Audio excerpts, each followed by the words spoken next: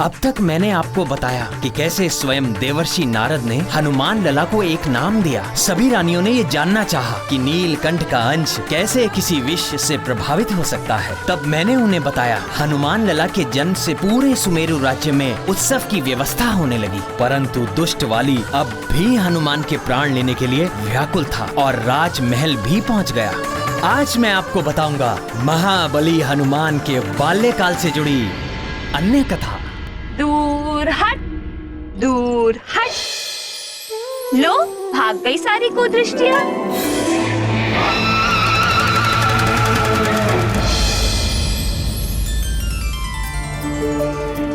महारानी जी, युवराज को द्रोणी में नहलाइए ना, सुविधा होगी।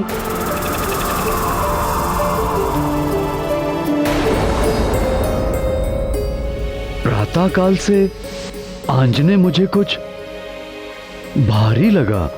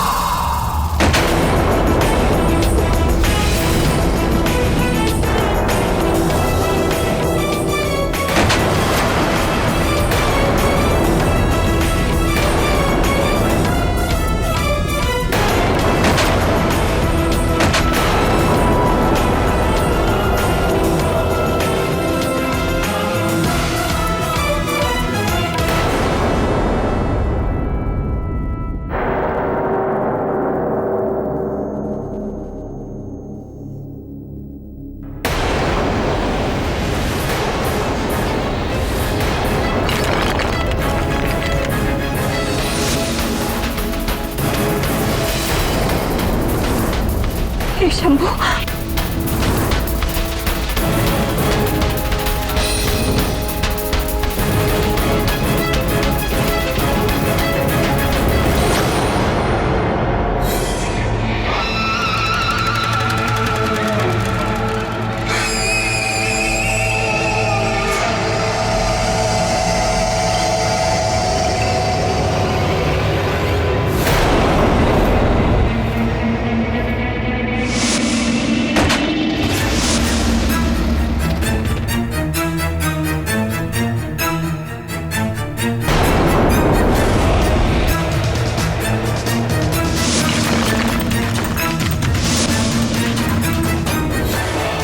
ये तो वज्रकाय है। वाली हनुमान लला के प्राण लेने के विचार से आया था। उनके प्राण लेना तो दूर, उल्टे उन्हें दो नए नाम दे बैठा, वज्रकाय और मरकट। मरकट शब्द का अर्थ है तो वानर ही, किंतु ये वानर जाति के लिए एक अपशब्द है। किंतु भक्त शिरोमणि हनुमान के स्वीकार कर लेने से ये नाम भी पवित्र हो गया। किष्किंधा का युवराज वाली वास्तव में महाबली था, किंतु नन्हे हनुमान लला के नन्हे हाथों का बल देखकर उसका अपना आत्मविश्वास हिल गया। उसे अपने ही बल और पराक्रम पर संदेह हो उठा और हनुमान की तुलना में अपने बल को पुनः आंकने के लिए वो यहां वहां अपनी शक्ति का परीक्षण करने लगा।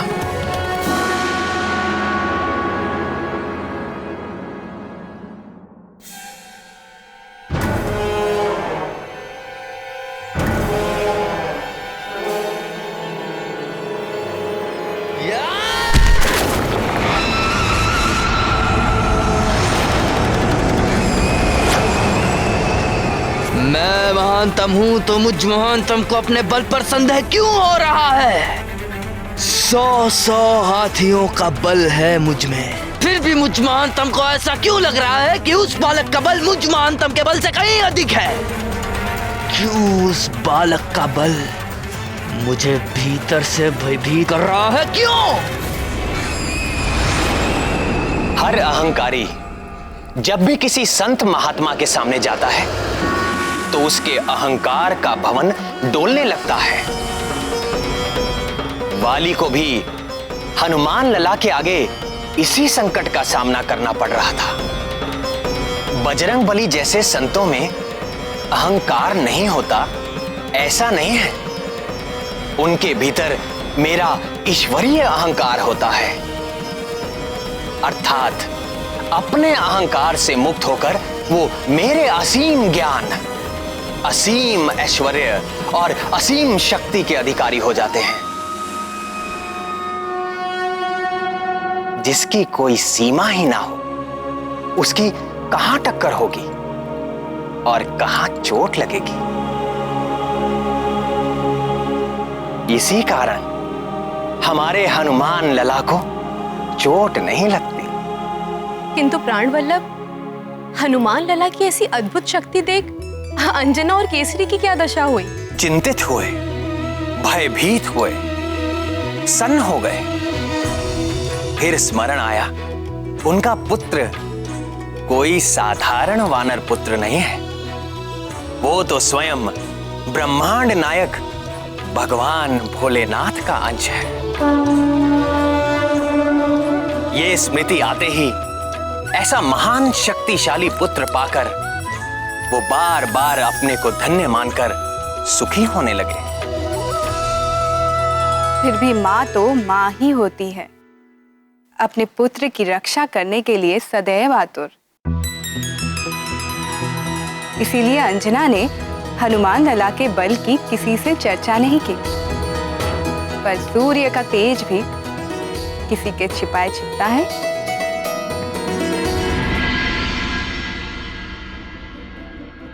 बाल सवर गए, केश के सारे निकल भवर गए, लाल लंगोट करे है धारण, नारद के सब माया निवारण। नारद जी ने आपको क्या कहा था? स्मरण है? दूर कर दे जो सब माया। ना ना ना ना, ये तो ऐसा नहीं है, ये तो माया डालने आया है। है ना?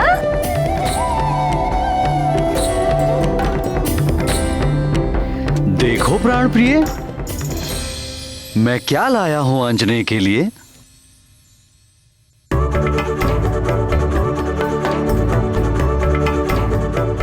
अरे देखो देखो देखो, तात क्या लेकर आए हैं? लाल के नन्हे नन्हे पैरों के लिए नुपुर। छन छन छन।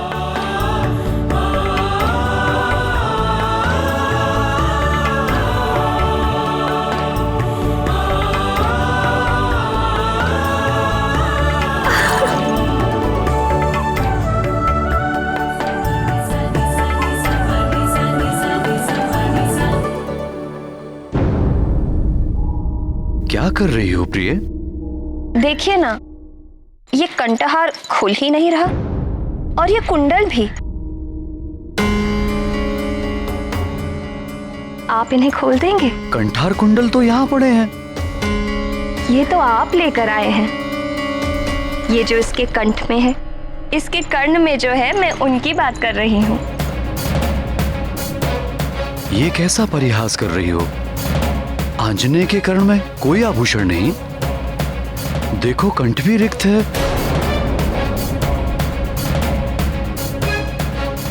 आप मेरे साथ ठिठोली कर रहे हैं? केसरी नंदन ने इस दिव्य कंठहार और इस दिव्य कुंडल के साथ जन्म लिया है। इनका तिरस्कार तो ना करिए। साथ जन्म लिया है? दिव्य कंठ, दिव्य कुंडल, तुम ठीक तो हो ना? कैसी बातें कर रही हो? आपकी कृपा से अंजना के शिशु पर आई विपत्ति उसके लिए वरदान बन जाएगी।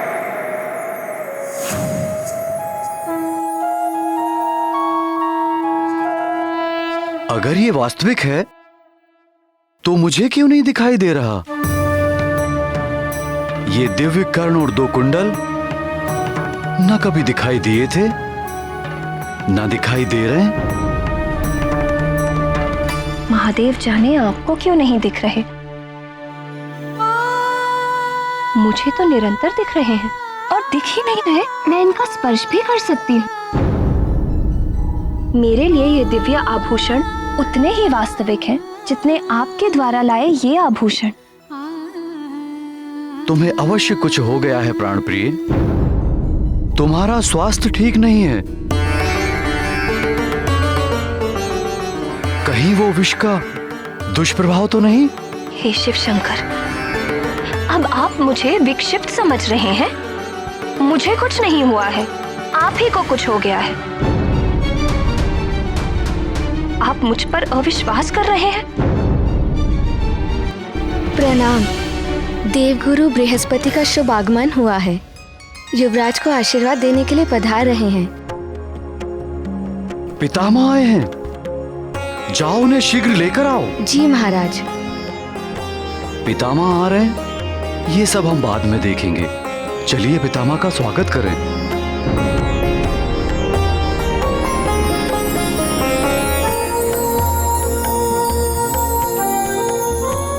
कल्याण हो वत्स।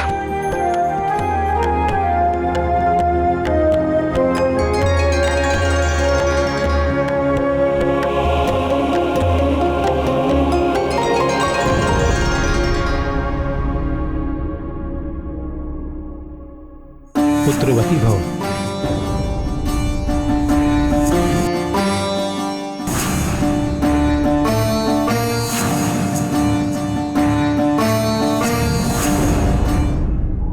देवगुरु बृहस्पति को देखते ही अंजना की देह में एक झुरझुरी सी दौड़ गई। पूर्व जन्म और वर्तमान जन्म के घटनाक्रम आपस में घुलने लगे।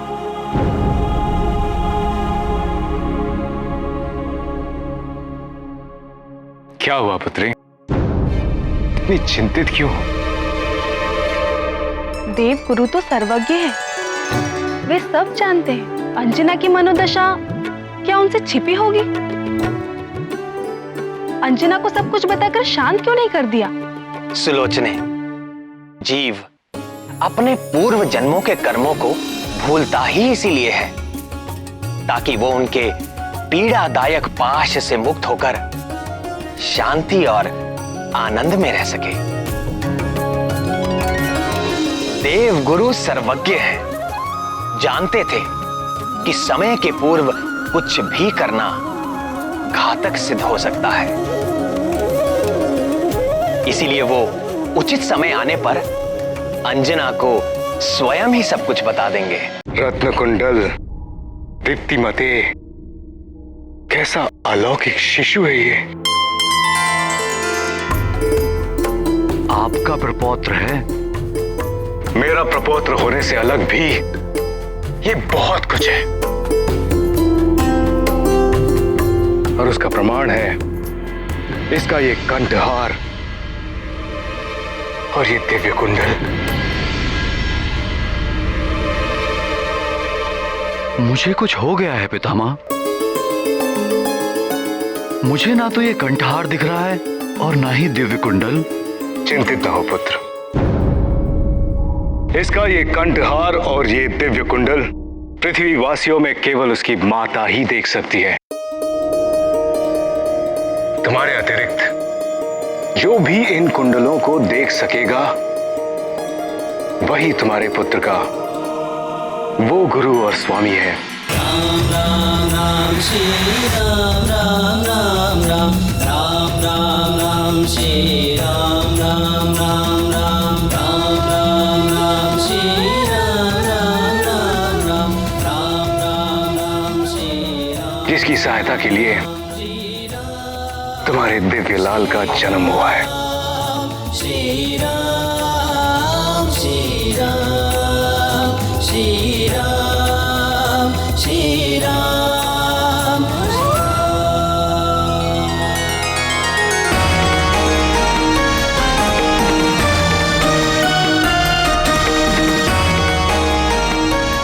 तुम्हारा वानर कुल में जन्म लेना सार्थक हुआ पुत्री। तुम्हारे पुत्र के साथ तुम्हारी कीर्ति भी युगों युगों तक गाई जाएगी। कल्याण।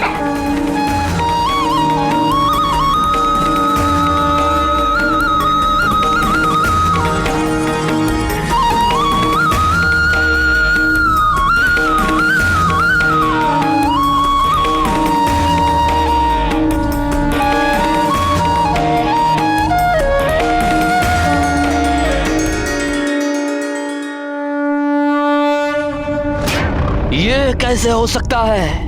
ये सत्य नहीं है। एक नवजात शिशु के गिरने से चट्टान नहीं टूट सकती। चट्टान पे गिरने से हड्डी पसली टूट जाती है, किंतु चट्टान नहीं टूटती।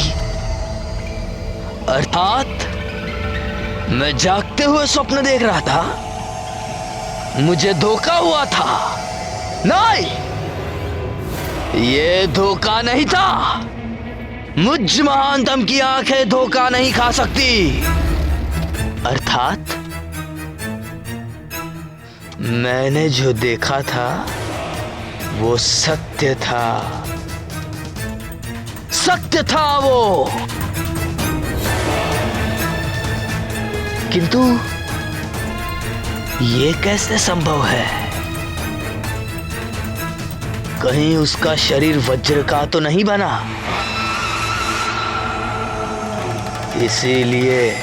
इसीलिए मेरे दिए हुए विष का विष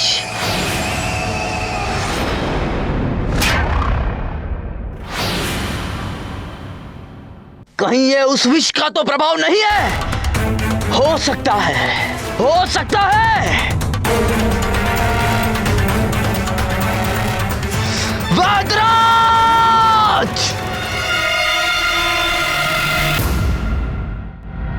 अरे ओ वैदराज, कहां छुप कर बैठा है दुष्ट?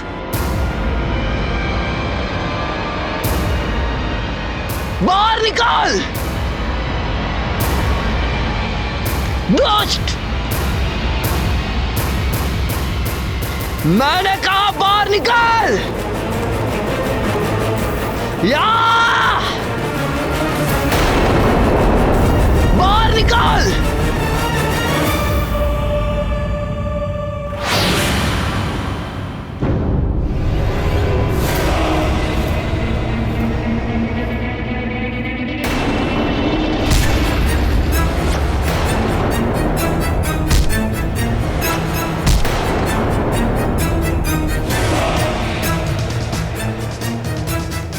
या तूने मुझ महानतम के साथ छल किया। क्या मांगा था मैंने तुझे? एक ऐसा विष जिसे खाकर तत्काल मृत्यु हो जाती है। मरण आया और तूने मुझे क्या दिया? कौन सा चमत्कारी चूर्ण था वो? बता, नहीं तो आज मुझ महानतम के हाथों तेरी मृत्यु निश्चित है। बोल!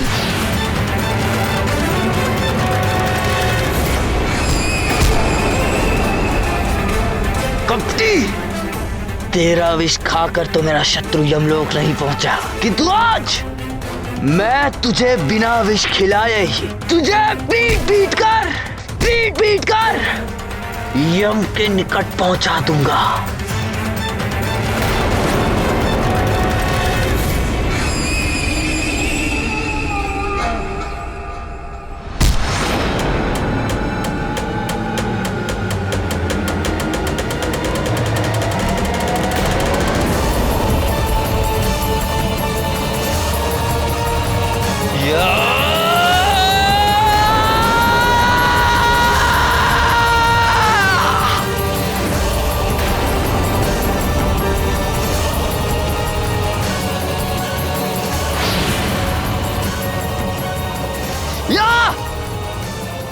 इस विद्रोही ने मेरे साथ छल किया है। छोड़ दो मुझे, छोड़ दो। कुछ बोलने का अवसर ही नहीं दे रहे हैं, पीटते जा रहे हैं केवल।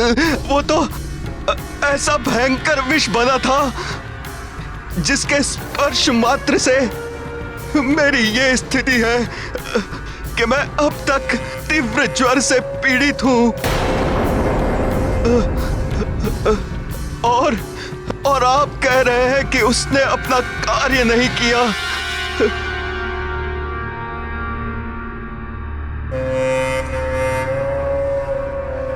ये किस विष की बात कर रहे हैं बाली भैया? किसको विष दिया? कौन जीवित रह गया? कौन है वो शत्रु? है एक मरकट, शिशु है किंतु अद्भुत है उसका बल।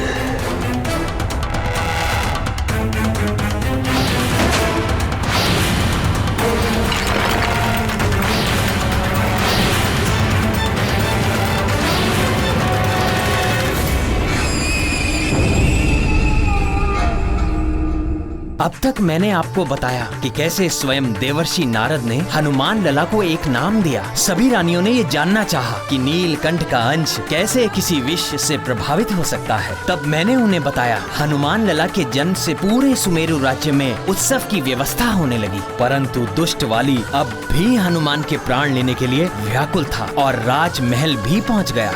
आज मैं आपको बताऊंगा महाबली हनुमान के बाल्यकाल से जुड़ी अन्य कथा। दूर हट, दूर हट। लो, भाग गई सारी कुदृष्टियां।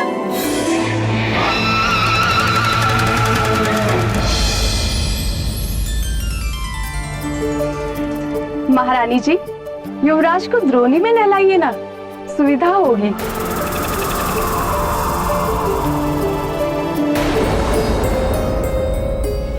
प्रातःकाल से आंजने मुझे कुछ भारी लगा।